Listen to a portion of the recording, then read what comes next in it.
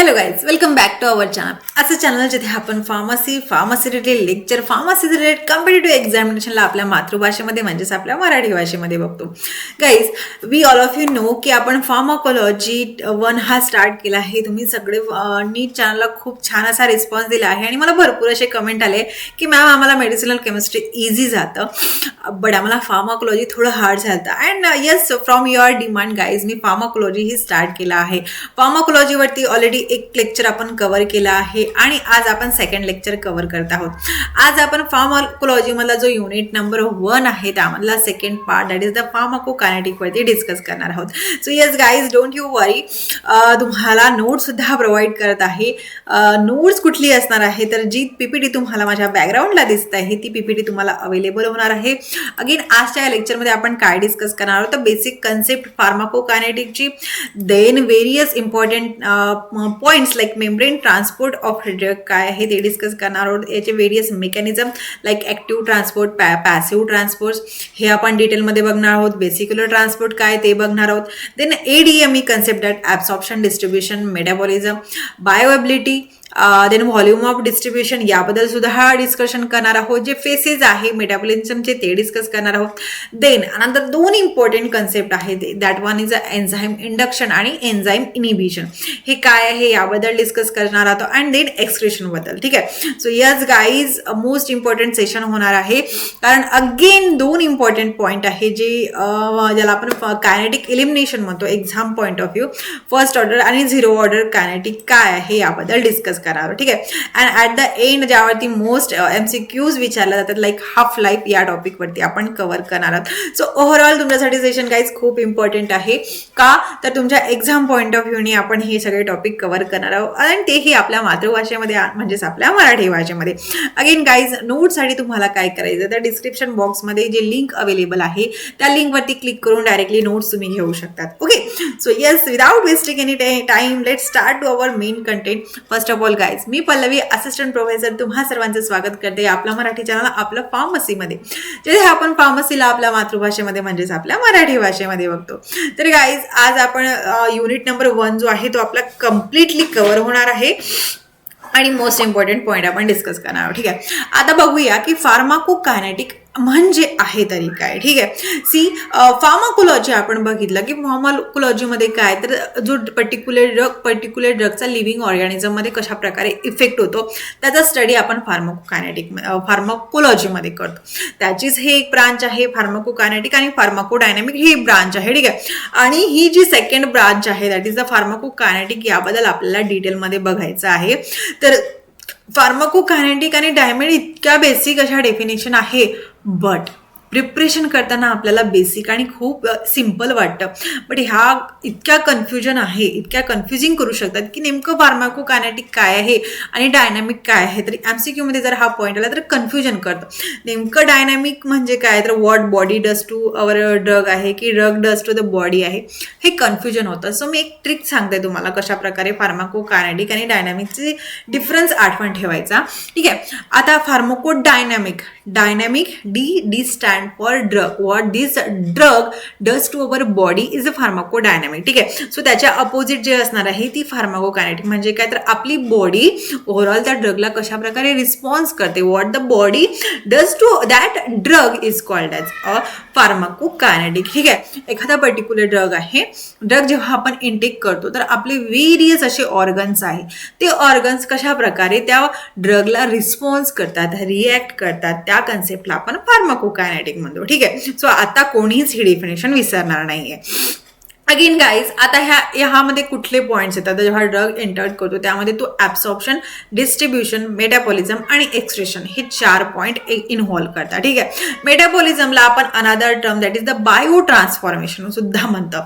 आता याच्यामध्ये हे जे ADME प्रोसेस आहे याच्यामध्ये अनदर टर्म्स आहे ज्या मोस्ट इम्पॉर्टंट रोल प्ले करतात, लाईक मेम्ब्रेन ट्रान्सपोर्ट आहे, एन्झाईम इंडक्शन आहे, इनिबिशन आहे, एलिमिनेशन कायनेटिक आहे. ठीक आहे. सो येस गाईज, हा युनिट नंबर 1 जो आहे फार्माकोकायनेटिक्सचा तो बेस आहे आणि हा बेस तुम्हाला क्लिअर असणार तर तुम्ही पुढचे जे काही युनिट्स आहेत ते इझिली लर्न आउट करू शकता. बट आपल्याला पुढं पाठ आणि मागं सपाट असं करायचं नाही आहे गाईज. जे प्रिव्हियस लेक्चर्स आहे, प्रिव्हियस टॉपिक आहे, यावरती तुम्ही एकदा तरी रीडिंग करत जा, एकदा तरी त्यावरती रिव्हिजन करा. सो दॅट काय होणार की पुढे येणारे जे टॉपिक ते तुम्हाला माहितीच आहे, तुमच्या एक्झामिनेशनसाठी मी तर कव्हर करूनच देणार आहे. बट हा जे प्रिव्हियसली आपण लेक्चर्स घेतले आहे त्याला सुद्धा रिवाइज करायला विसरू नका, कारण तो टॉपिक फक्त सेमिस्टर एक्झामिनेशनसाठी नाही आहे गाईज, तुमच्या जीपॅट पॉईंट ऑफ व्ह्यू आणि सगळ्या कॉम्पिटेटिव्ह एक्झामिनेशन, गव्हर्नमेंट एक्झामिनेशनसाठी इम्पॉर्टंट आहे. ठीक आहे. सो फक्त जीपॅट सेमिस्टर आणि सेशनलसाठी नव्हे तर आपल्याला कॉम्पिटेटिव्ह एक्झामिनेशनसाठी लाईफ टाईमसाठी हे टॉपिक इम्पॉर्टंट आहे. ठीक आहे. सो आता पहिला एक टर्म आहे that is the membrane transport of a drug. ह्या टर्म बद्दल डिस्कशन करूया. ठीक आहे. म्हणजेच काय membrane transport of a drug म्हणजेच काय, तर बायोलॉजिकल मेम्ब्रेन थ्रू आपला पर्टिक्युलर ड्रग कशा प्रकारे ट्रान्सपोर्ट होतात. आता ही इमेज तुम्हाला स्क्रीनवरती दिसते बघा. आता ही सेकंड इमेज बघूया आधी, then we will go on a discussion on a first portion. ठीक आहे. हा जो सेकंड पोर्शन, आता ही जी लाईन तुम्हाला दिसते ही झाली आपली बायोलॉजिकल मेम्ब्रेन. ठीक आहे. याच्या अक्रॉस हा जो ब्लू दिसतो हा झाला फॉर एक्झाम्पल आपला ड्रग. ठीक आहे. आता हा ड्रग आउटसाइड पासून इनसाइड मध्ये कशा प्रकारे मुवमेंट होतं. ठीक आहे. The drug must cross this biological membrane made of lipid bilayer. ठीक आहे. ही बायोलॉजिकल मेम्ब्रेन आपल्याला माहिती आहे की फॉस्फोलिपिड बायलेअरनी प्रिपेअर झालेली असते. ठीक आहे. ह्युमन अॅनाटॉमी आणि फिजिओलॉजीमध्ये आपण डिटेलमध्ये बघितलं आहे. तर ही जी फॉस्फोलिपिड बायलेअरनी प्रिपेअर झालेली बायोलॉजिकल मेम्ब्रेन आहे, ह्या मेम्ब्रेनला, आता ही मेम्ब्रेन आहे, ही मेम्ब्रेनला आपल्याला ड्रग क्रॉस केला पाहिजे. ठीक आहे. आणि याचे वेरियस असे मेकॅनिझम आहे. लाईक इथं बघा काही पोअर्स दिसत आहे मेम्ब्रेनच्या मध्ये, ही अखंड नसते, याच्यामध्ये काही पोअर्स प्रेझेंट असतात. Some drug moves with the help of this pores. ठीक आहे. वेरियस मेकॅनिझम आहे आणि हे मेकॅनिझम आपल्याला इम्पॉर्टंट आहे. कुठले कुठले मेकॅनिझम आहे, एक्झाममध्ये क्वेश्चन केला जातो या टॉपिकवरती. तर यामध्ये आहे passive diffusion, active diffusion and vesicular transport. Just minute. Vesicular transport. ठीक आहे. पॅसिव्ह ट्रान्सपोर्ट म्हणजे काय, तर इथे कुठल्याही प्रकारची एनर्जी लागत नाही. म्हणजेच काय, जेव्हा आपला drug from outside to inside entered होतो तेव्हा त्याला कुठल्याही प्रकारची एनर्जी लागत नाही, एटीपी लागत नाही. बट ऍक्टिव्ह ट्रान्सफर म्हणजे काय, तर तिथे एटीपीची गरज आहे, एनर्जीची गरज आहे. आणि थर्ड वन आहे वेसिक्युलर ट्रान्सपोर्ट. हे तिन्ही मेकॅनिझम आपण डिटेलमध्ये वन बाय वन डिस्कस करूया. ठीक आहे. First we will discuss about the passive transport. म्हणजेच काय, तर ज्याला कुठल्याही प्रकारचं एनर्जीची गरज नाही. ठीक आहे. For example guys, this one is a phospholipid bilayer. ठीक आहे. आणि याच्यामध्ये हे जे काही ट्रान्सपोर्टेशन होत आहे ते आहे पॅसिव्ह ट्रान्सपोर्ट. म्हणजे काय, याला इथे कोर्स प्रेझेंट आहे. ठीक आहे. किंवा काही चॅनल्स प्रेझेंट आहे. या चॅनल्स थ्रू जर आपला ड्रग पास आउट होत असणार तर तो झाला पॅसिव्ह डिफ्युजन. ठीक आहे. किंवा पॅसिव्ह ट्रान्सपोर्ट. म्हणजेच काय, तर जो काही पर्टिक्युलर ड्रग आहे त्याला पास होण्यासाठी कुठल्याही प्रकारची एनर्जी लागत नाही. आता तुम्ही डिफ्युजन ऐकलं असेल. डिफ्युजन म्हणजे काय, तर एखादा ड्रग किंवा एखादं concentration higher concentration to lower concentration जेव्हा ट्रान्सपोर्ट होतं. आता फॉर एक्झाम्पल 2 पाण्याच्या टाक्या आहे. ठीक आहे. जर एखादी पाण्याची टाकी जास्त असणार आणि दोघांमध्ये एक रॉड जर आपण लावला तर काय, ऑब्व्हियसली ज्या पाण्याच्या टाक्यामध्ये जास्त पाणी आहे तो मूव्ह होणार, ज्याच्यामध्ये कमी आहे त्याच्यामध्ये. ठीक आहे. सो मग काय, higher concentration to lower concentration आपलं पाणी मूव्ह होतं. सेम केसमध्ये ड्रग ही लेअर आहे फॉस्फोलिपिड बायलेअर आणि लेअर बाहेरच्या साईडला ड्रगचं कॉन्सन्ट्रेशन जास्त आहे. ठीक आहे. मग जास्त कॉन्सन्ट्रेशन पासून कमी कॉन्सन्ट्रेशन मध्ये जे काही ड्रगचं मुवमेंट होतं त्याला एनर्जीची गरज नाहीये. ठीक आहे. बट हा lower concentration to higher concentration जायचं नंतर एनर्जीची गरज आहे. ठीक आहे. लाईक आपल्याला आता वरच्या टाकीपासून खालच्या टाकीमध्ये पाणी आणायचं आहे तर त्याला एनर्जी लागणार आहे का, नाही. तर इझिली आपण कॉक ऑन केला तर आपल्याला पाणी मिळणार. बट खालच्या टाकीपासून वरती जर पाणी पाठवायचं तर आपल्याला एनर्जी लागणार. ठीक आहे. का, तर आपण जे काही कॉन्सन्ट्रेशन आहे, कॉन्सन्ट्रेशन डिपेंड न करता हे जे काही आहे ग्रॅव्हिटीच्या अपोज करून आपल्याला पाणी पाठवायचं. Same thing guys, passive diffusion, passive transport काय is the moment of drug crosses the cell membrane from higher concentration to the lower concentration without using energy. ठीक आहे. Higher concentration to the lower concentration drug movement होणार आहे आणि ज्याला कुठल्याही प्रकारची एनर्जीची गरज लागणार नाहीये. ठीक आहे. It mainly depends on the lipid solubility of a drug and occurs by simple diffusion. एकदम सिम्पल डिफ्युजन टेक्निकनी हे जे काही ड्रग आहे ते ट्रान्सपोर्ट होतं. ठीक आहे. मग याला काय गरजेचं आहे तर ही लेअर आपल्याला माहिती आहे लिपिडची बनलेली आहे. ठीक आहे. मग आपला drug should be in a lipophilic nature. ठीक आहे. आपल्याला माहिती आहे लाईक डिझॉल्व्स लाईक, जर आपला ड्रग हा लिपिड लविंग असणार, लिपिड सोल्युबल असणार तर इझिली आपला जो ड्रग आहे ही जी फॉस्फोलिपिड बाय लेअर आहे तो क्रॉस करू शकणार. ठीक आहे. सो म्हणून हे जी लिपोफिलिसिटी आहे ड्रगची ती मॅटर करणार आहे फॉर अवर पॅसिव्ह ट्रान्सपोर्ट. ठीक आहे. सिम्पल डिफ्युजन याच्यामध्ये फर्स्ट पार्ट आहे. सिम्पल डिफ्युजन म्हणजेच काय तर major pathway lipid soluble drug simply higher concentration to lower concentration transfer होणार अनआयोनाइज ड्रग क्रॉस मेम्ब्रेन. ठीक आहे. जे लिपिड सोल्युबल आणि अनआयोनाइज ड्रग असणार, फॉर एक्झाम्पल ही फॉस्फोलिपिड बाय लेअर आहे.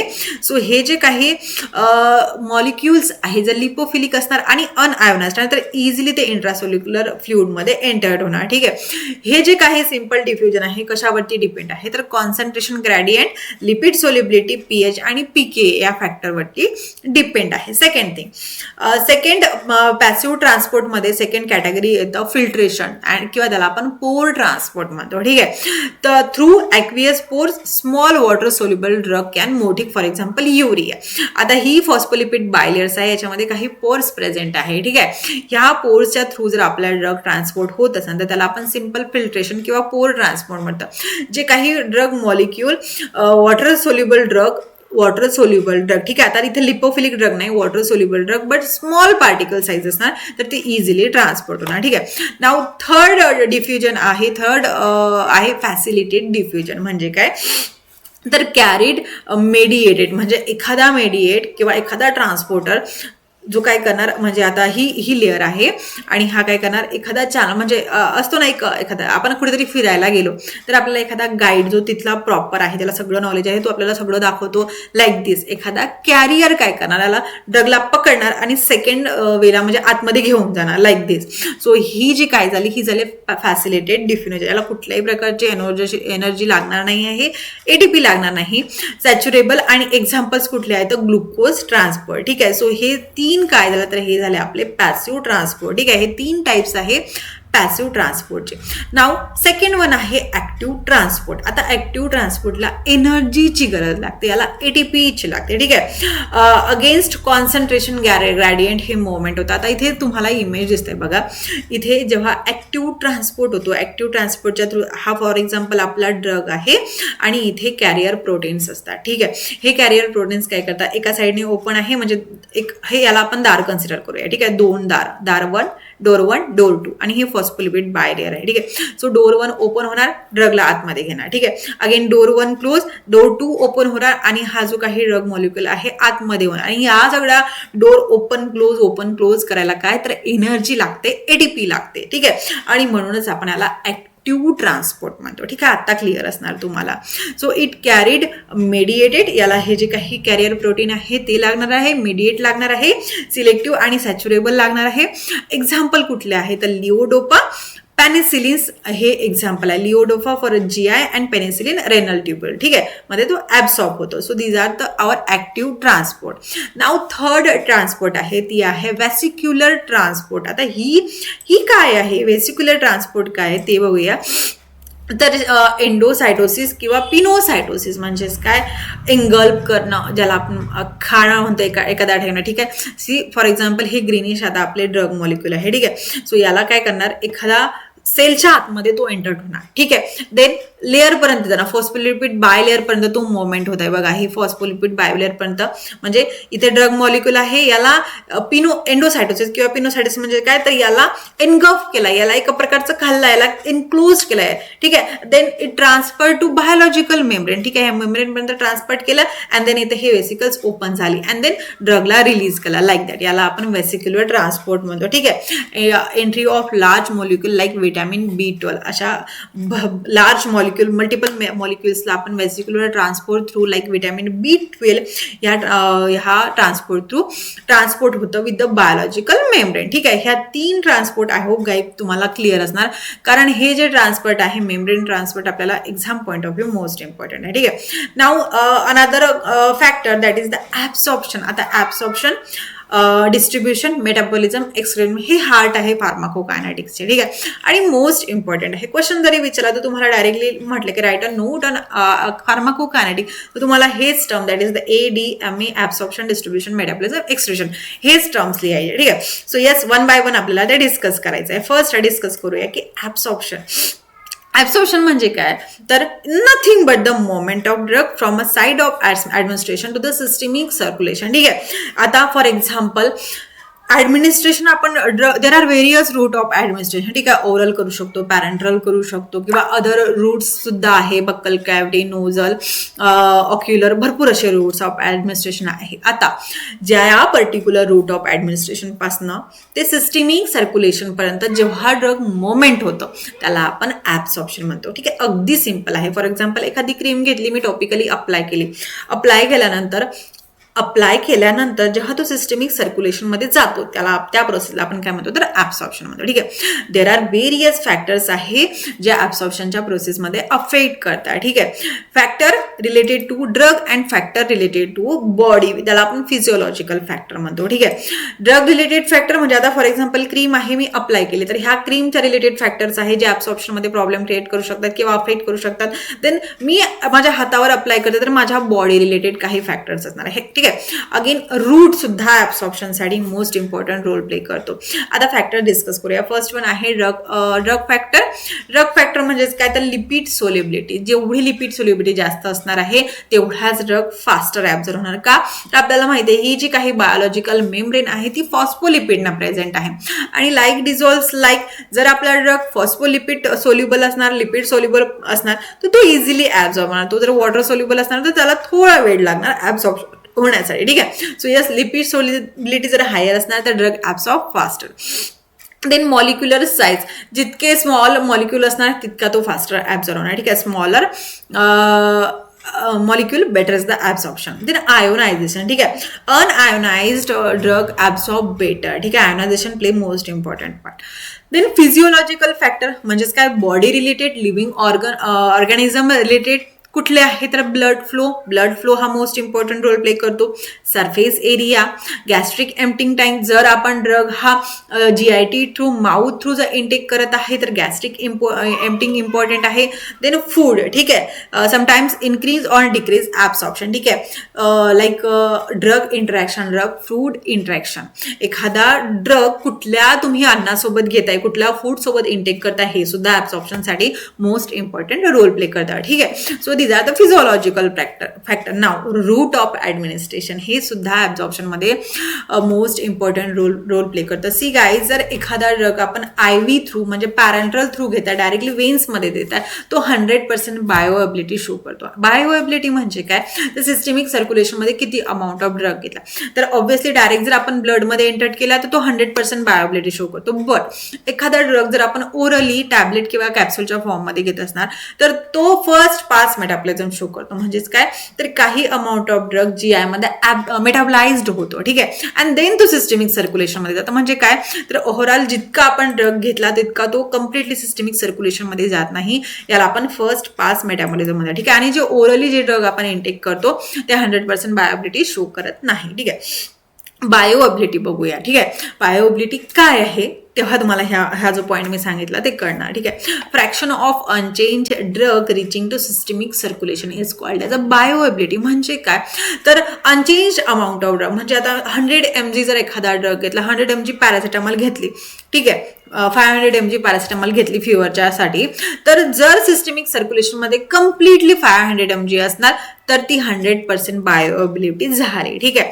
बट त्यासाठी route of administration most important आहे. का, तर जर सिस्टमिक सर्क्युलेशन मध्ये घेत असणार, म्हणजे IV थ्रू जर घेत असणार, डायरेक्टली ब्लड मध्ये जर आपण तो ड्रग टाकत आहे, तर यस ऑब्व्हियसली त्याला मेटाबॉलिझम करायची गरज नाही, तो लिव्हर मध्ये जाणार नाही मेटाबलाइज्ड होण्यासाठी. आणि म्हणूनच मग जे काही अवेबिलिटी असते, म्हणजे सिस्टमिक सर्क्युलेशन मध्ये कॉन्सन्ट्रेशन आहे ते 100% आहे.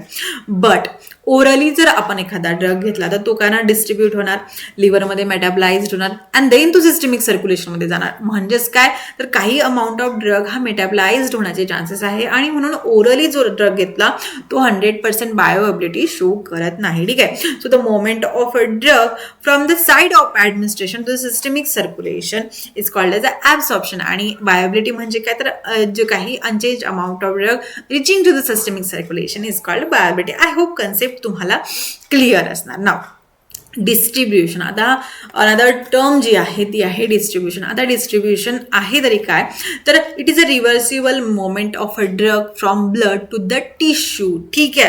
ब्लडमध्ये आपला ड्रग प्रेझेंट आहे, ह्या ब्लडमधनं जेव्हा तो टिश्यूमध्ये जातो ही रिव्हर्सिबल आहे. ठीक आहे. म्हणजे टिश्यूतनं अगेन तो ब्लडमध्ये येणार. ही जी काही मोमेंट आहे याला आपण डिस्ट्रीब्युशन म्हणतो. ठीक आहे. Distribution of a drug.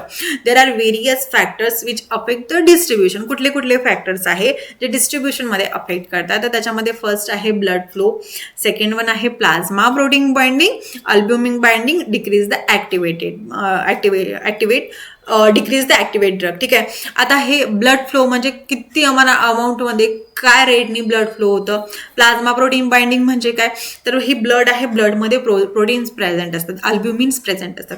हे अल्ब्युमिन काय करतात ड्रगसोबत बाउंड करतात. ठीक आहे. आणि ड्रगसोबत जर एकदा ते बाउंड झाले तर ते डिस्ट्रीब्यूट होत नाही, ते टिश्यूमध्ये एंटर्ड होऊ शकत नाही आणि हे अफेक्ट करतात डिस्ट्रीब्युशनसाठी. Then lipid solubility, tissue storage, fat and bone. ठीक आहे. ह्या काही मोस्ट इम्पॉर्टंट फॅक्टर आहे जे डिस्ट्रीब्युशनसाठी मोस्ट इम्पॉर्टंट रोल प्ले करतात. ठीक आहे. नाव व्हॉल्यूम ऑफ डिस्ट्रीब्युशन हे एक टर्म आहे गाईज जे आपल्याला माहिती असणं गरजेचं आहे आणि आपल्या exam point of view, MCQs point of view most important आहे. व्हॉल्यूम ऑफ डिस्ट्रीब्युशन म्हणजे काय तर indicate how widely drug is distributed. ठीक आहे. म्हणजे किती प्रमाणात ड्रग आपला डिस्ट्रीब्यूट होतात हे ह्या कोणत्या टर्ममध्ये मेजर करतं तर त्याला आपण व्हॉल्यूम ऑफ डिस्ट्रीब्युशनमध्ये मेजर आउट करतं. ठीक आहे. जर फॉर एक्झाम्पल एखाद्या ड्रगचा व्हॉल्यूम ऑफ डिस्ट्रीब्युशन जास्त असणार म्हणजेच काय तर drug extremely distribution in the tissue म्हणजे टिश्यूत जास्त प्रमाणात डिस्ट्रीब्यूट होतं आणि एखादा ड्रगचं व्हॉल्यूम ऑफ डिस्ट्रीब्युशन कमी असणार तर तो प्लाझ्मामध्ये जास्त प्रमाणात आहे, तो टिश्यूमध्ये जात नाही. ठीक आहे. अगदी बेसिक कन्सेप्ट आहे, याला फार असं टेन्शन घ्यायचं काम नाही. देर are various formulas for calculating the volume of distribution. ठीक आहे. सो यावरती स्पेशली नोट्स सुद्धा विचारले जाते. हा पॉईंट आपल्यासाठी इम्पॉर्टंट आहे. Now another factor that is the metabolism or we can say biotransformation. ठीक आहे. आता ही टर्म काय आहे ते बघूया. सी गाईज, जेव्हा आपण ड्रग ऍडमिनिस्ट्रेशन करतो तर ड्रग मेटाबॉलिझम हे मोस्ट इम्पॉर्टंट रोल प्ले करतं. ठीक आहे. Metabolism is the process by which the body chemically convert drug into more water soluble form so they can easily excreted. ठीक आहे. एखादा ड्रग आपण घेतला, तो ॲब्झॉर्ब झाला, डिस्ट्रीब्यूट झाला, टिश्यूमध्ये गेला, त्यानं त्याच्या पर्टिक्युलर रिसेप्टरसोबत बॉन्ड फॉर्म केलं, पर्टिक्युलर ॲक्शन जी होती ती दिली आणि थेरॅपेटिक ॲक्टिव्हिटी दिली. नाव हा जो पर्टिक्युलर ड्रग आहे तो मेटाबलाइज्ड होणं गरजेचं आहे. ठीक आहे. ॲज सच 500 mची पॅरासिटामॉल घेतली, त्याने बॉडी टेम्परेचर कमी केलं, बट आता त्याचं काम झाल्यानंतर तो मेटाबलाइज्ड होणार, त्याला डिॲक्टिवेट करणं तेवढंच गरजेचं आहे जेवढं त्याची थेरॅपेटिक ॲक्टिव्हिटी आहे. ठीक आहे. जर कंटिन्युअसली 500 mची जर पॅरासिटामॉल बॉडीमध्ये राहिली तर ऑब्व्हियसली तो आपल्यासाठी हार्मफुल क्रिएट करू शकतो. अगेन सेकंड डोस तर ह्युमन घेणारच आहे किंवा मग तो कंटिन्युअसली तो टॉक्झिसिटी क्रिएट करतो. सो मग त्यासाठी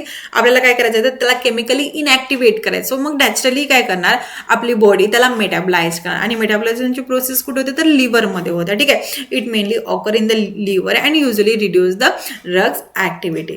नाव देर आर 2 फेजेस. आता हे फेजेस आपल्याला मोस्ट इम्पॉर्टंट आहे. बायोकेमिस्ट्रीमध्ये हे फेजेस तुम्ही डिटेलमध्ये बघितले असणार. ठीक आहे. आता आपल्याला इथे फक्त फेजेस आणि फेजेसमध्ये कुठल्या रिॲक्शन आहे हे इम्पॉर्टंट आहे. ठीक आहे.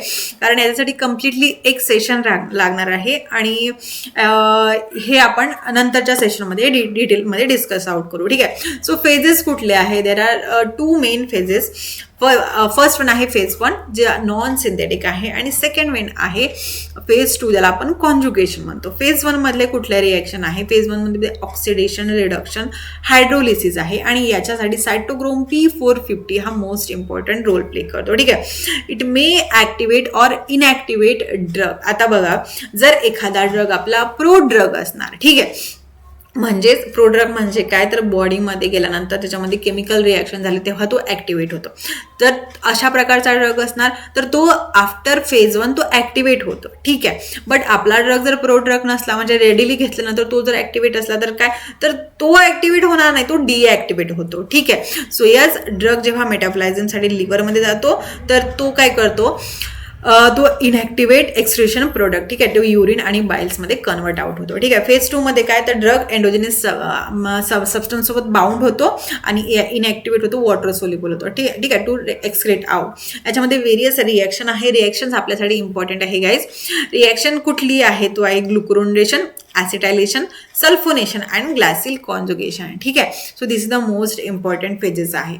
Now we have enzyme induction आणि एन्झाईम इनहिबिशन. आता ही टर्म काय आहे ती बघूया. ठीक आहे. ही टर्म्स गाईज आपल्याला मोस्ट इम्पॉर्टंट आहे एक्झाम पॉईंट ऑफ व्ह्यू, कारण स्पेशली एन्झाईम इंडक्शन आणि एन्झाईम इनहिबिशनवरती क्वेश्चन केला जाते. ठीक आहे. So one by one we will discuss that. आता एन्झाईम इंडक्शन म्हणजे काय तर एखादा drug increase the enzyme synthesis. ठीक आहे. एखादा ड्रग एखाद्या एन्झाईमचं सिंथेसिस इन्क्रीज करत आहे तर त्याला म्हणतो आपण एन्झाईम इंडक्शन म्हणजे इन्क्रीज करणं. ठीक आहे. म्हणजेच जर एन्झाईम जर इन्क्रीज झालं तर ऑब्व्हियसली एन्झाईम काय करतात, मेटाबॉलिझम करणार. ठीक आहे, मेटाबॉलिझम करणार. एन्झाईम इन्क्रीज झाली, मेटाबॉलिझम इन्क्रीज होणं आणि ड्रगची जे काही ऍक्टिव्हिटी आहे ते डिक्रीज होतं. ठीक आहे. हे आपण कुठल्या पॉईंट ऑफ व्ह्यू करतो, ड्रगच्या मेटाबॉलिझम पॉईंट ऑफ व्ह्यू बघत आहे. ठीक आहे. ड्रगच्या मेटाबॉलिझमसाठी आपल्याला माहिती आहे सायटोक्रोम P450 एन्झाईम लागणार आहे. एन्झाईम इंडक्शनमुळे काय करणार, आपला जो पर्टिक्युलर ड्रग काय करणार, ह्या एन्झाईमचं कॉन्सन्ट्रेशन इन्क्रीज करणार. कॉन्सन्ट्रेशन इन्क्रीज झाल्यामुळे हा काय करणार, हा जो पर्टिक्युलर ड्रग आहे पर्टिक्युलर ड्रगला पटकन मेटाबॉलाइज करणार, ड्रगचं कॉन्सन्ट्रेशन डिक्रीज करणार किंवा त्याला डिॲक्टिवेट करणार किंवा त्याची ॲक्शन कमी करणार. ठीक आहे. सेम थिंग आहे. एक्झाम्पल्स कुठले आहे तर फिनोबार्बिटल, रिफाम्पिसिन, कार्बामॅझेपिन आणि smoking is one of the most important which is leads to enzyme induction. ठीक आहे. एन्झाईम इंडक्शन कशा प्रकारे करतं तर फॉर एक्झाम्पल हे एन्झाईम्स आहे आणि हा आपला इंड्युसर आहे. ठीक आहे. हा काय करणार, हा एक कॉम्प्लेक्स फॉर्म करतो. I think this image is clearly visible too. Okay. Yes. हा सेकंड थिंग हे कॉम्प्लेक्स फॉर्म करतो. कॉम्प्लेक्स फॉर्म केल्यानंतर एन्झाईमची ऍक्टिव्हिटी इन्क्रीज होते. ठीक आहे. क्लिनिकल इफेक्ट कुठले आहे एन्झाईम इंडक्शनचे तर it decrease the drug effect. ड्रगचा इफेक्ट हा काय करणार, कमी करणार. का तर हा एन्झाईमचं सिंथेसिस इन्क्रीज करतोय, ड्रगचं मेटाबॉलिझम इन्क्रीज होत आहे आणि म्हणूनच मग ड्रग इफेक्ट काय आहे ते कमी होणार. ठीक आहे. ड्रग टॉलरन्स शो करतो.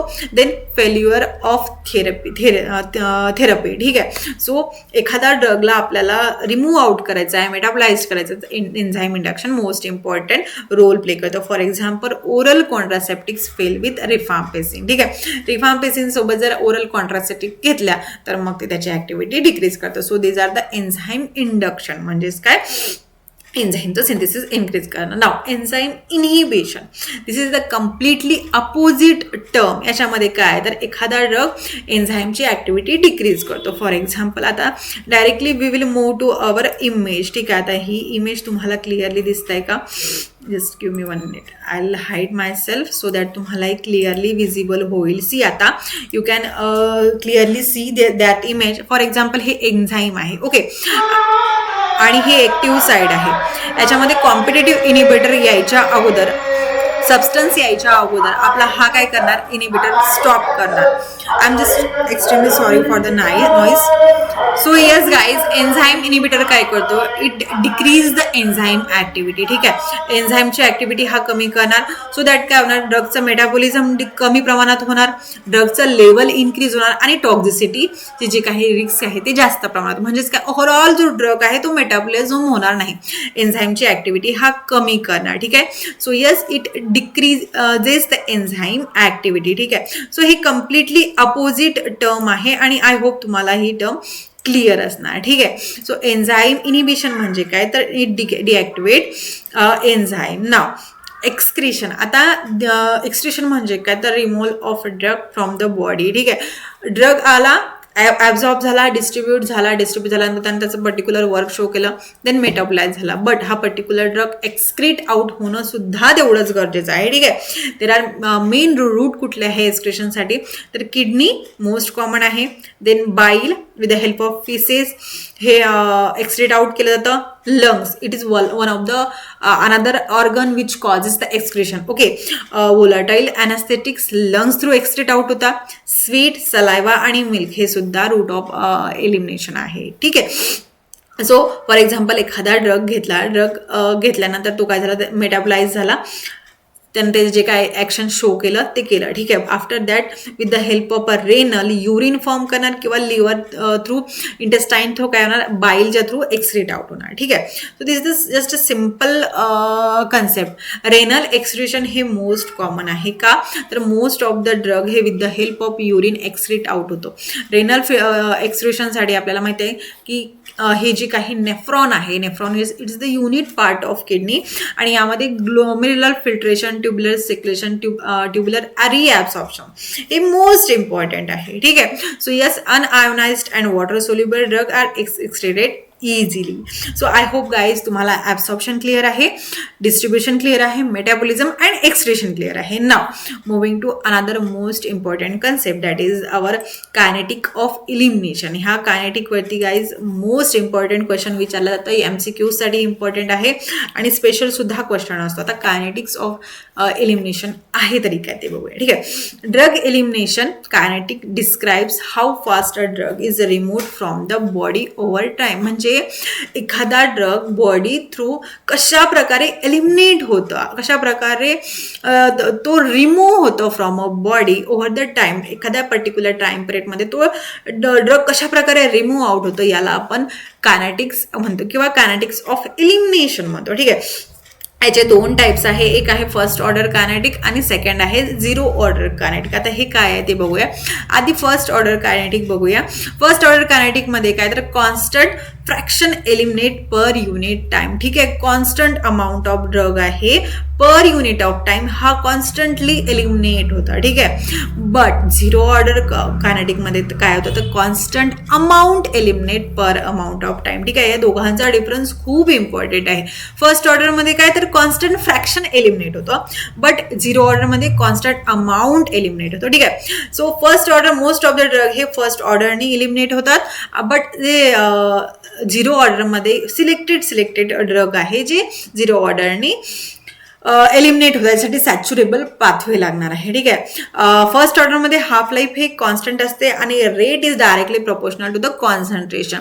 सी ऑलमोस्ट सगळे ड्रग्स आहे जे फर्स्ट ऑर्डरनं एक्सक्रीट आउट होतात, बट फक्त सिलेक्टेड ड्रग आहे लाईक अल्कोहोल, फिनिटोइन आणि ॲस्प्रिन हे असे काही पर्टिक्युलर ड्रग आहे जे झिरो ऑर्डर कायनेटिक शो करतात. ठीक आहे. सो ही कन्सेप्ट आपल्याला क्लिअर आहे ना. आता बघूया की हाफ लाईफ काय आहे. बेसिक टर्म्स आहे, बट बेसिक टर्म्स आपल्याला मोस्ट इम्पॉर्टंट आहे. हाफ लाईफ म्हणजे काय तर time required for a plasma concentration to reduce by 50%. ठीक आहे. प्लाझ्मा कॉन्सन्ट्रेशनमध्ये आपला ड्रग आहे, हा ड्रग 50% जेव्हा आपल्या बॉडीच्या बाहेर निघणार त्या टायमिंगला आपण हाफ लाईफ म्हणतो. ठीक आहे. Half life determines dosing interval and steady time to steady time. ठीक आहे. म्हणजे दोन डोसच्या आतमध्ये किती अंतर असायला पाहिजे हे कोण डिसाईड करतं तर हा जो हाफ लाईफ आहे म्हणजे सिस्टमिक सर्क्युलेशनमध्ये 50% ड्रग रिमूव्ह आउट होतो हा डिसाईड करतो. ठीक आहे. अगेन स्टेडी स्टेट कॉन्सन्ट्रेशन म्हणजे काय तर आपल्या बॉडीमध्ये ब्लड सर्क्युलेशनमध्ये जे ड्रगचं कॉन्सन्ट्रेशन स्टेडी आहे हे डिटेक्ट आउट करण्यासाठी हा half life most important role play करतो. ठीक आहे. Half life person to person vary होतं, मेल फिमेलमध्ये डिफरंट होतो. हा याच्या वेट, जेंडर आणि हेल्थ फॅक्टरवरती मोस्ट इम्पॉर्टंट रोल प्ले करतो. ठीक आहे. सो येस गाईज, आजच्या या सेशनमध्ये आपण काय बघितलं तर आपण फार्माकोकायनेटिकवरती डिस्कशन केलं की नेमकं फार्माकोकायनेटिक काय आहे. आपण ADME कन्सेप्ट बघितला. ठीक आहे. ॲब्सॉर्प्शन, डिस्ट्रीब्युशन, मेटाबॉलिझम, एक्सक्रिशन ह्या कन्सेप्टमध्ये मोस्ट इम्पॉर्टंट पॉईंट्स डिस्कस केले. लाईक वी डिस्कस्ड जे ॲब्सॉर्प्शन होता, ॲब्सॉर्प्शन मधलं आपण काय डिस्कशन केलं, जे काही मेम्ब्रेन ट्रान्सपोर्ट होतं, मेम्ब्रेन ट्रान्सपोर्ट आपण डिस्कस केलं. लाईक एखादा ड्रग आहे मेम्ब्रेन थ्रू कशा प्रकारे ट्रान्सपोर्ट होतं ते आपण डिस्कस केलं. Active transport, passive transport and vesicular transport ते आपण डिस्कस केलं. आफ्टर दॅट बायोअबिलिटी कन्सेप्ट आपण बघितली की बायोअबिलिटी म्हणजे काय, तर ही टर्म आपल्यासाठी इम्पॉर्टंट आहे. सिस्टेमिक सर्क्युलेशनमध्ये किती अमाऊंट ऑफ ड्रग आहे हे आपण डिस्कस केलं. हे चेक करणं म्हणजे काय, तर बायोअबिलिटी. ठीक आहे. फॅक्टर्स कुठले कुठले आहे बायोअबिलिटीसाठी, तर obviously dose related factor and then physiological factor and again route of administration हे सुद्धा हे जे काय बायोअबिलिटीसाठी अफेक्ट करतं. देन डिस्ट्रीब्युशन बघितलं आपण, देन व्हॉल्यूम ऑफ डिस्ट्रीब्युशन बघितलं. ठीक आहे. डिस्ट्रीब्युशन म्हणजे काय, तर ब्लडच्या थ्रू आपल्या टिश्यूमध्ये जो काही ड्रग ट्रान्सपोर्ट होतो तो झाला डिस्ट्रीब्युशन. ठीक आहे. अँड व्हॉल्यूम ऑफ डिस्ट्रीब्युशन म्हणजे काय, तर किती अमाऊंट ऑफ ड्रग डिस्ट्रीब्यूट होतं हे आपण कुठल्या टर्ममध्ये डिटेक्ट आउट करतो, तर त्याला आपण व्हॉल्यूम ऑफ डिस्ट्रीब्युशनमध्ये चेकआउट करतो. ठीक आहे. After that we discuss metabolism. Metabolism म्हणजे काय, तर एखाद्या ड्रगला इनॅक्टिव्ह करायसाठी आपण जी काही प्रोसेस होते, जे काही रिॲक्शन होते, लाईक फेज 1 आणि फेज 2 रिॲक्शन बघितल्या. ठीक आहे. देन याच्यामध्ये 2 कन्सेप्ट बघितला. एक बघितला एन्झाईम इंडक्शन आणि एक बघितलं एन्झाईम इनिबिशन. म्हणजेच काय, जे हे मेटाबॉलिझमसाठी जो एन्झाईम लागत होता याला जर इन्क्रीज केलं, ठीक आहे, म्हणजे एन्झाईम इंडक्शन, आणि इनिबिट केलं तर एन्झाईम इनिबिशन. आता इथे कन्फ्युजन व्हायचं नाही. एन्झाईम जर आपला इन्क्रीज झाला तर ड्रगचं कॉन्सन्ट्रेशन कमी होणार, कारण हा एन्झाईम काय करणार, ड्रगला मेटाबॉलाइज करणार. आणि एन्झाईम जर आपला इनिबिट झाला म्हणजे एन्झाईमचं कॉन्सन्ट्रेशन कमी झालं तर ड्रगचं कॉन्सन्ट्रेशन इन्क्रीज होणार. कन्फ्युजन होत असणार तर थोडं एक ब्रेक घ्या आणि नंतर कन्सेप्ट बघा, कारण ही कन्सेप्ट मोस्ट इम्पॉर्टंट आहे. ठीक आहे. Enzyme induction and inhibition. Then excretion बघितलं. With the help of various route आपले जो हा ड्रग आहे तो एक्सक्रीट आउट होतो. After that we saw kinetics of elimination. ठीक आहे. म्हणजेच काय, तर 50% डोज हा आपला कशा प्रकारे बॉडीच्या आउट होतो ते आपण बघितलं. 0 ऑर्डर आणि first order kinetic and half life म्हणजे काय, तर 50% ड्रग बॉडीच्या बाहेर कशा प्रकारे निघतो ते आपण हाफ लाईफमध्ये बघितलं. ठीक आहे. So yes guys, this is the most important thing. आणि आय होप तुम्हाला लेक्चर आवडलं असणार. अगदी सिम्पल वेमध्ये मी तुम्हाला एक्सप्लेन करण्याचा प्रयत्न केला, बट पुढं पाठ मागं सपाट करू नका. प्रिव्हियस लेक्चरला आपल्याला रिवाईज करून पुढला टॉपिक घ्यायचा. ठीक आहे. नेक्स्ट लेक्चरमध्ये नेक्स्ट टॉपिक बघूया. नोट्स तुम्हाला डिस्क्रिप्शन बॉक्समध्ये अवेलेबल होईल आणि भेटूया नेक्स्ट व्हिडिओमध्ये. Till then bye bye.